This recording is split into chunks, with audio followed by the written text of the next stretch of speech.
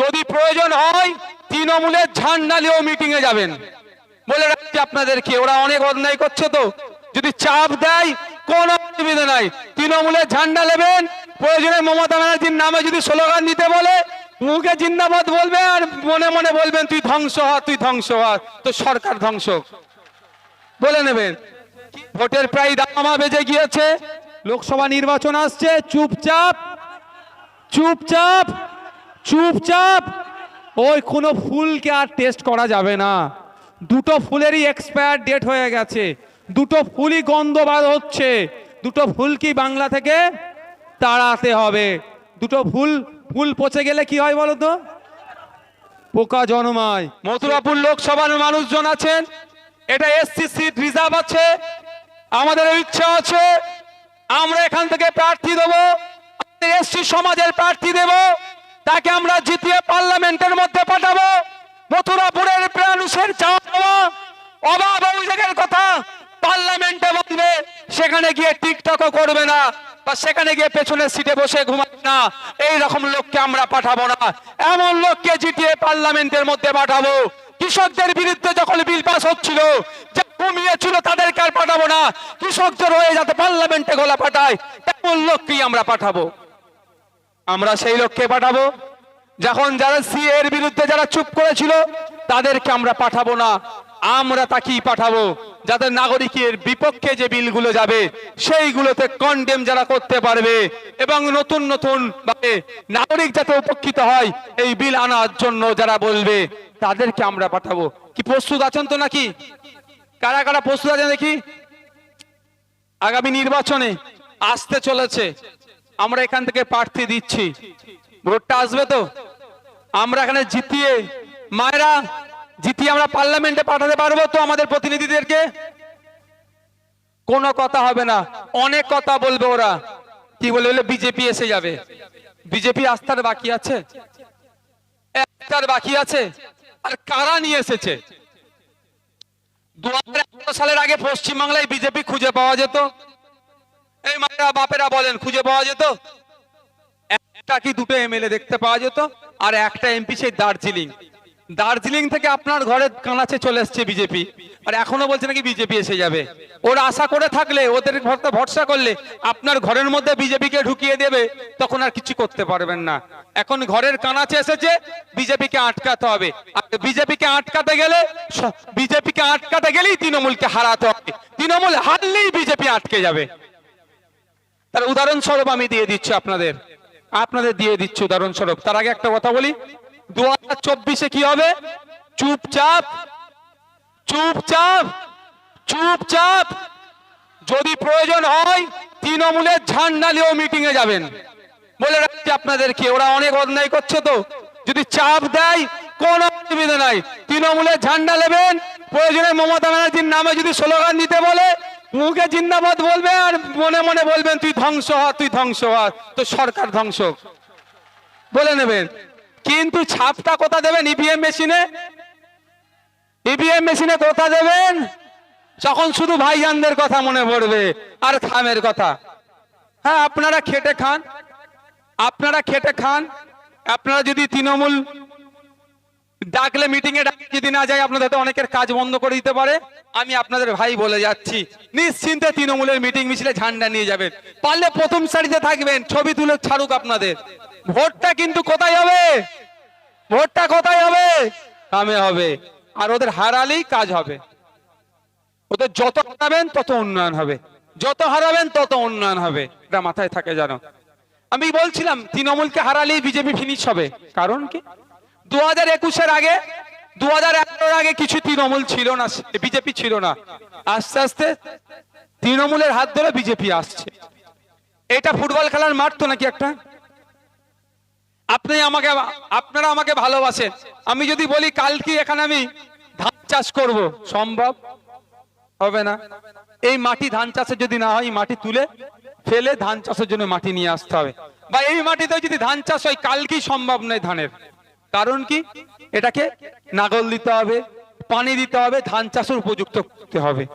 তো পানি নাগল দিয়ে ধান চাষ উপযুক্ত করলে অন্তত 6 মাস তো টাইম লাগবে ভাই, টাইম লাগবে। তো বিজেপি বাংলাতে আসতে পারতো না, তারা দেখেছে বাংলাতে তাদের কোনো জায়গা নয়। কি করতে হয়েছে? তৃণমূলকে দিয়ে চাষের জমি তৈরি করেছে ওরা। 1998 সালে এটা রেকর্ড হচ্ছে। আমি মমতা ব্যানার্জির যারা সৈনিক এখানে আছেন তাদের উদ্দেশ্য বলছি, আমি যদি ভুল বলি আমার বিরুদ্ধে মানহানি মামলা করতে বলবেন। 1998 সালে বিজেপির হাত ধরে তৃণমূলের জন্ম হয়েছে বাংলাতে, যাতে চাষের জন্য উর্বর জমি তৃণমূল তৈরি করতে পারে। 1998 জন্ম হয়েছে, লেগেছিল চাষের জন্য উর্বর জমি করব। এই 2021 এসে একদম চাষের যোগ্য করে দিয়েছে। ওই জন্য সুন্দর পরিস্থিতি তাদের বিজেপির জন্য বাংলায় করে দিয়েছে। তখন একটা দুটো এমএলএ ছিল, এখন 77টা এমএলএ বানিয়ে দিয়েছে।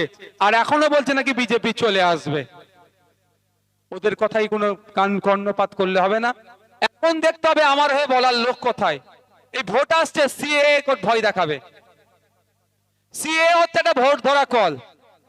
সিএ হচ্ছে ভোট ধরার কল। ভয় পাবার কোনো দরকার নেই। আছি আমরা আপনাদের হয়ে, আমরা আইনি লড়াইয়ে যাব। আমরা সিএ এর কেন বিরোধিতা করছি? ধর্মের নামে মানুষের মধ্যে বিভাজন করে দেবে, ধর্মের নামে মানুষের মধ্যে বিভাজন করবে। আমরা ধর্ম বর্ণ নির্বিশেষে আমরা ঐক্যবদ্ধ হয়ে থাকতে চাই। আমাদের মধ্যে যারা বিরোধিতা করতে, বিভাজন যারা করতে চাইছে তাদেরকে আমরা প্রত্যাখ্যান করব। যা কৃষক এরিয়া, চাষিভূষী মানুষ এখানে আছেন, আপনাদের বলি কয়েকটা কথা বলে নি, আপনারা জানতে পারবেন।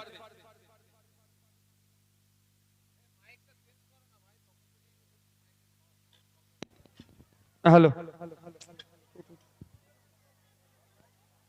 হ্যালো, যারা কৃষকরা আছেন, বাইরের মাইকগুলো চলছে তো?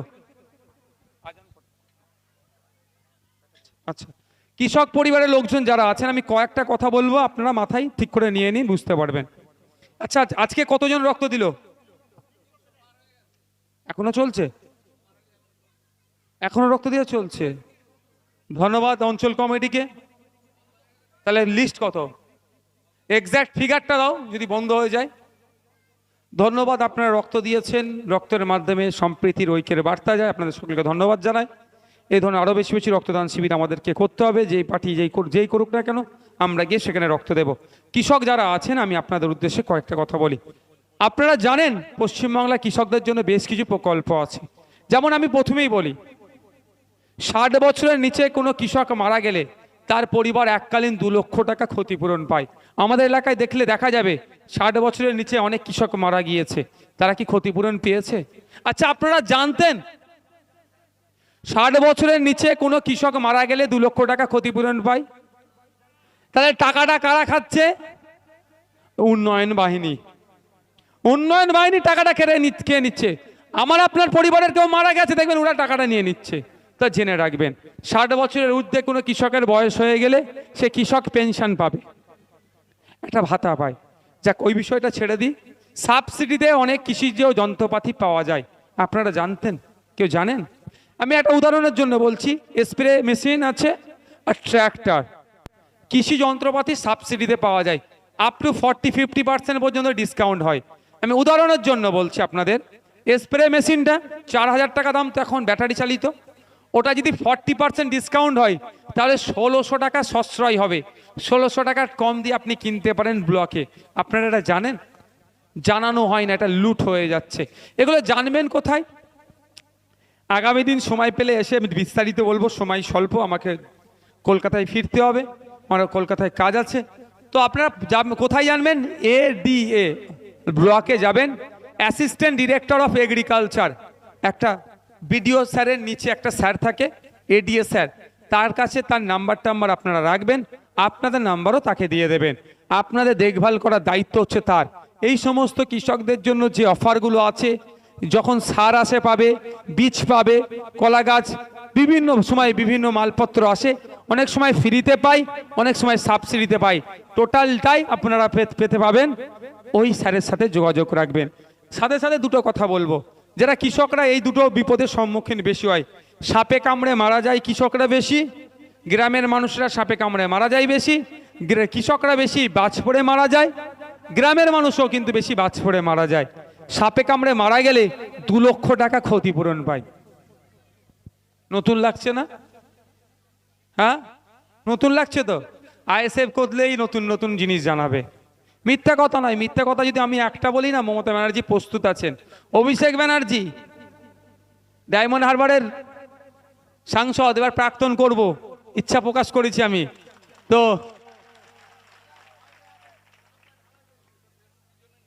আচ্ছা রাখো। তো উনি এগুলো জানাবেন না, ওনার দলের লোকেরা জানাবে না। আমি যদি ভুল বলি ওনারা আমাকে ছাড়বে না, যা কেস দিয়ে গ্যারেজ করে রেখে দেবে। দেখতে পাচ্ছিলেন না, সন্দেশখালী যেতে চাইছিলাম, 65 কিলোমিটার দূরে প্রায় আমাকে আটকে দিচ্ছে। তাহলে আমি যদি একটা ভুল কথা বলি, বলবে তুই সারা জীবন জেলে থাক। চেষ্টা করবে রাখার, তবে বিচার আইন ব্যবস্থার প্রতি পূর্ণ আস্থা ভরসা আছে। ওদের জালকে আমরা আইনের কাঁচি দিয়ে কেটে বেরিয়ে যাব। তো কোনো মানুষ সাপে কেটে মারা গেলে তার পরিবার এককালীন 2 লক্ষ টাকা পাবে।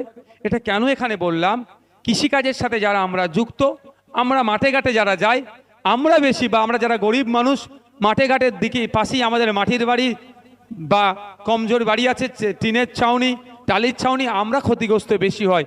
এটা আপনাদেরকে বলে রাখলাম। বাজ পড়ে মারা গেলে 2 লক্ষ টাকা ক্ষতিপূরণ পাই। আমাদের মা বাপ মায়েরা যারা আছেন, গরিব মানুষ আসবে, গরু ছাগল দুধ বিক্রি করে, গরু ছাগলকে বড় করে বিক্রি করে তাদের সংসার চলে। বাপ ভাইরা যারা মাঠে যায়, ঝড় বৃষ্টি এসেছে, ছুটে ছাগল গরুকে মাঠ থেকে আনতে যায়, বাজ পড়েই তো বেশি মাঠে ঘাটেই মারা যায়, 2 লক্ষ টাকা ক্ষতিপূরণ পায়। এইগুলো লুট হয়ে যায় ভাই, আপনাদেরকে দেয় না। আপনাদের পরিবারের কেউ মারা গেলে আপনাদেরকে দেয় না, কে নিয়ে নেয়? ওই উন্নয়ন বাহিনী নিয়ে নেয়। তাই উন্নয়ন বাহিনীকে গণতান্ত্রিক প্রক্রিয়ায় পরাস্ত করতে হবে। আমি মায়েরাদেরকে শেষ কথা বলে আমি এখান থেকে বিদায় নেব।